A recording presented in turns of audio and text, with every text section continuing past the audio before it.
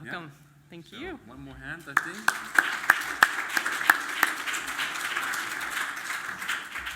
Yeah, we will be getting one more perspective in this project of Jason Carpenter,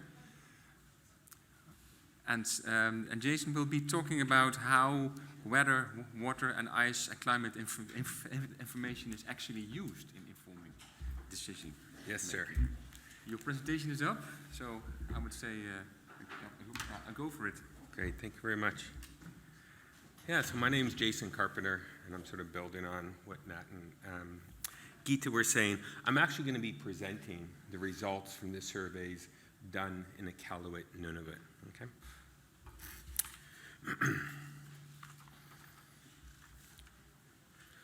So I'm one of those 18 LRCs Geeta was talking about. I've lived in Iqaluit since 1996. I believe it's home now. I certainly call it home. I've raised my family there. But I've got another real invested interest.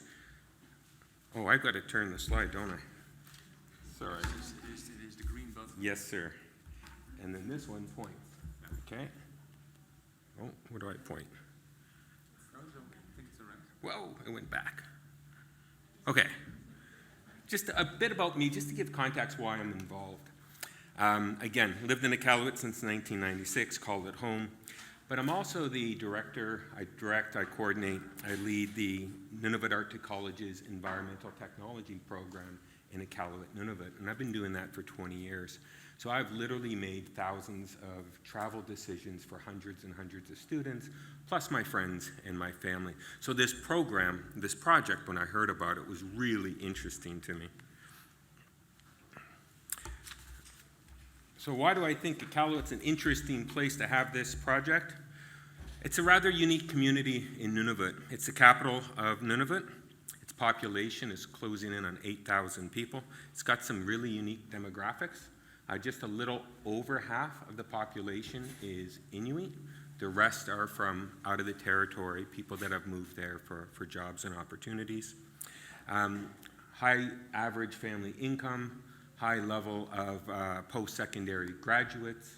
A bunch of things like that make the demographics of Iqaluit rather unique. It's also got challenging terrain, extreme tides, up to 12-meter tides, which, as Geeta pointed out, really mess with sea ice conditions in the area and really cause a lot of boating hazards. So keep in mind that half the people in Iqaluit aren't from Iqaluit. They're from the south, they're from other communities that go there for jobs and opportunities, schooling, things like that. So none of them, when they get there, have any of that local knowledge, that traditional knowledge, the understanding. So people in Iqaluit, I would argue, need to rely on WWIC information and services more than a lot of people in the other communities. Just a bit about the people I surveyed. I had 66 survey responses. It was supposed to be considerably more, but because of COVID and the fact that I was actually on like a sabbatical to do this, I never got to all my survey respondents. 82% were men, 52% identified as Inuit. All of them had internet access in their home, every one of them. And all the surveys that I did were done in English, even though we were preparing to do them with an interpreter. Fortunately for me, I was able to do all of them in English. So as you can see from this slide, the respondents in Iqaluit have really embraced new technologies. As I said earlier, about half of them aren't from Iqaluit, so they need to rely on this stuff, right? They've really picked up using GPSs, InReach, or spots. If you're not sure what those are those satellite emergency communicators, and cell phones. So cell phones, as you'll see later on, are used intensely to access WWIC information, but our cell phone range, similar to what I believe it was Geeta that showed, is very limited. We get it for about 40 kilometers on the water and maybe 15, 20 kilometers on the land if we get up to a high spot. So that distance, getting out of cell range, happens really quickly. By boat, you can be out of cell range within about 40 minutes, and hiking or going skidooing or skiing, you can be out of cell range within about 15, 20 minutes, and depending on the topography, right on the other side of town. We go berry picking just over a hill, we have no cell coverage there at all.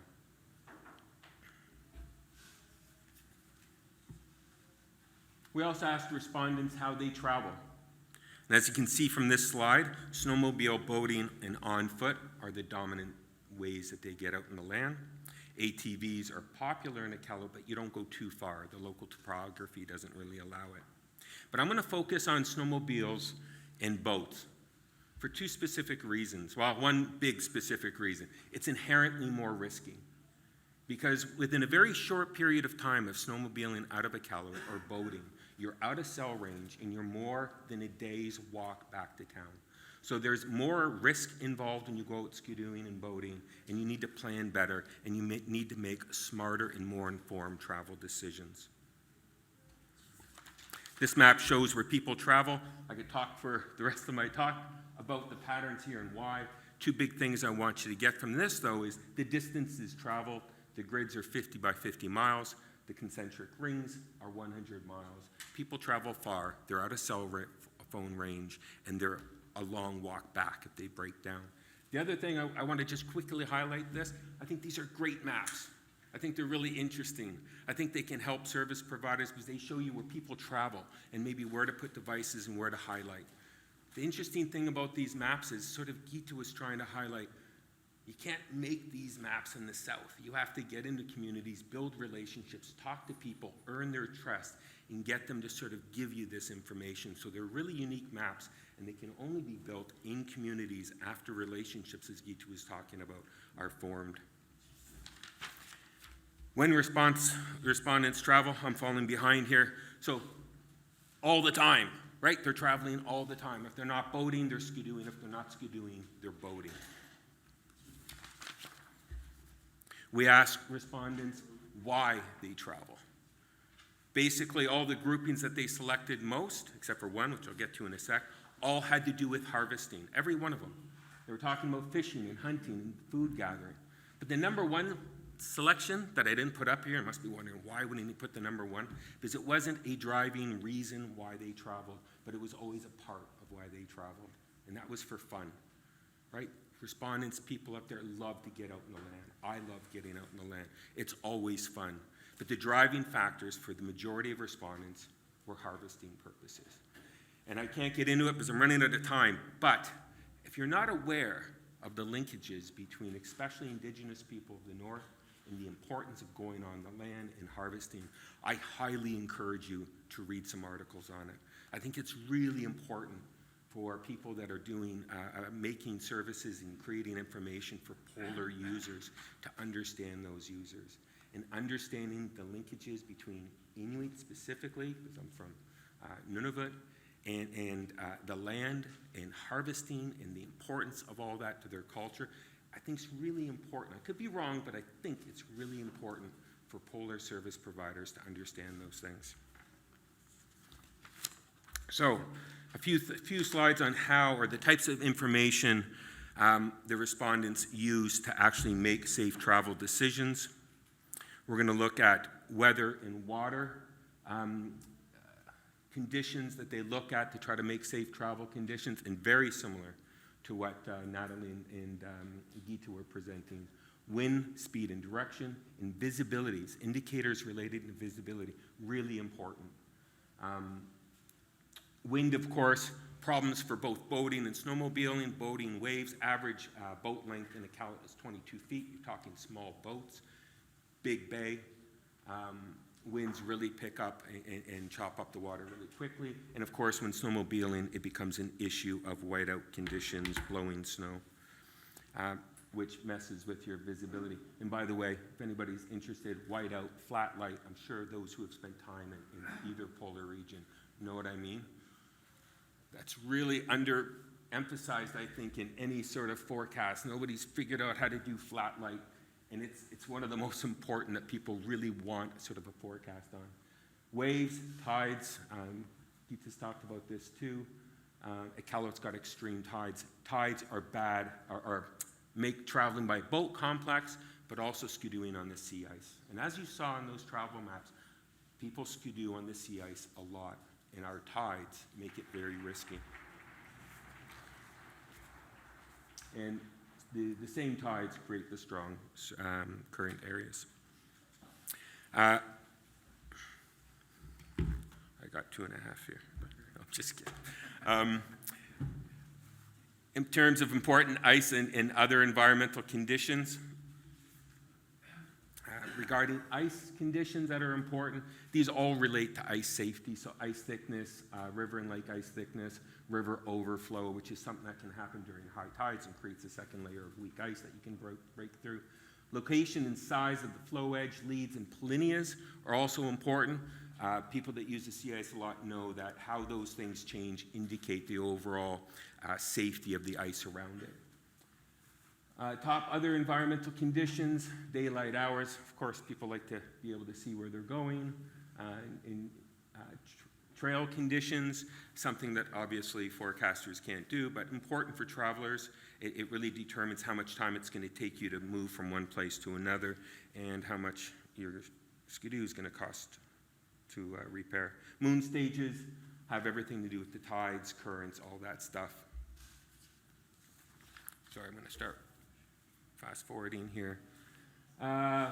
They look primarily at weather forecasts, marine forecasts, and tide tables. Tide tables in Iqaluit are really important because we have, like I said, really extreme tides. Products used. For Iqaluit, it is Environment Canada. We use Environment Canada a lot. Now, Windy's used a lot, but it seems like we use Windy primarily for the wind forecast. The Environment Canada 5-day forecast as far as sun and that is pretty good. Lots of people go to Windy, including me, specifically for the wind forecast. How do they access it? Mobile devices, they need internet, they need cellular service. So again, once we're out of that cellular range, it's difficult for us to get some of that information. Marine forecast, pretty much the same sort of results. Windy's way down on here. I think it's because they probably already checked the wind when they checked the weather forecast. But you do have a marine forecast given by Environment Canada. Most people access it through their mobile device and computer again. But these Environment Canada forecasts, both the weather and the marine forecast, are available everywhere in Iqaluit, right? We have them through a telephone service, on the radio, the VHF. They're printed out in stores and in different offices. They're everywhere. Assessing tide tables, not a big deal with tide tables. Lots of people use them. Very easy to get the information, and tides are highly predictable. You print one out at the beginning of the summer, keep it in your boat. You've got it all year long. It doesn't change like the weather, the wind, or snow conditions.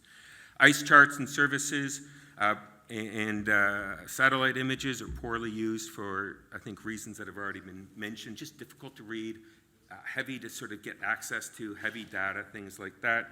In a nutshell, ice charts and satellite images are really not meeting a lot of user needs in the north. One more slide. One more slide. Okay, so some products and some ideas for improvement. So new products, new improvements. I'll let you read those. The all-in-one WWIC app or WIC app. SIKU, right? So SIKU is meeting a lot of these needs here if there can be higher uptake in the north. Community sea ice maps, Smart Ice, which links now to SIKU, so these two are already covering a lot of these four. And these are pretty straightforward and have already sort of been presented by Geeta. Last point, I know pretend this is my finishing slide. My final point is this. What you guys do is crazy important. I'm sure you know that, but I just want to re-emphasize that to you. What you do and the accuracy of what you do and working to make things more accurate and more available saves lives in the north. I've seen it. I've made lots of decisions, and you guys make me look really smart.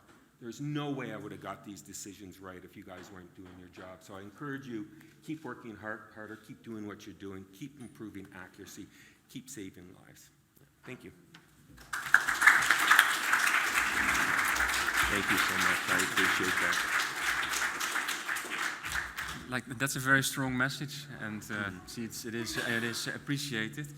Unfortunately, for the sake of time, we have to continue. So I saw